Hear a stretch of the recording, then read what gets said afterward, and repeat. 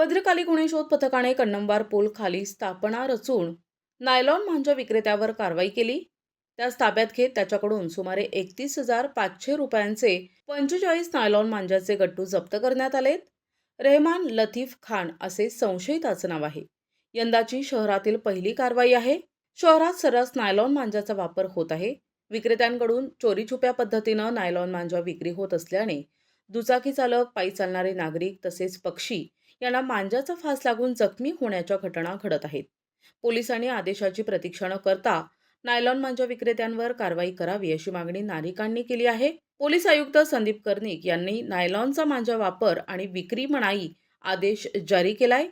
Police उपायुक्त मोनिका राऊत, सहाय्यक police आयुक्त सुधाकर सुरडकर यांनी बंदी असलेला नायलॉन मांजाची निर्मिती, विक्री, साठा आणि वापर करणाऱ्यांवर कारवाई करण्याबाबत आदेशित केले. त्यानिमित्तानं भद्रकाली पोलीस ठाण्याचे वरिष्ठ पोलीस निरीक्षक राकेश चौधरी, पोलीस निरीक्षक अशोक शर्माळे यांनी गुन्हे शोध पथकाचे सहाय्यक पोलीस निरीक्षक सत्यवान पवार यांना बंदी असलेल्या नायलॉन मांजाची विक्री, साठा आणि वापर करणाऱ्यांचा शोध घेऊन कारवाई करण्याच्या सूचना दिल्या होत्या. गुन्हे शोध पथकाचे पोलीस हवालदार कय्यूम सय्यद यांना कन्नमवार पुलाखाली झाडाझुडपाजवळ एक जण पतंग उडविण्यासाठी वापरण्यात येणारा बंदी असलेला नायलॉन मांजा विक्रीसाठी घेऊन येणार आहे अशी माहिती मिळाली.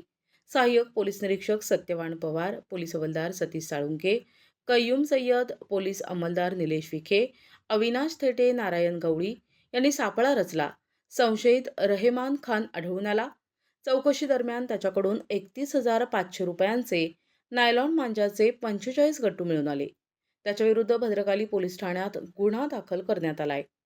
प्रतिनिधी गुड्डू शेख, दिशा न्यूज, नाशिक.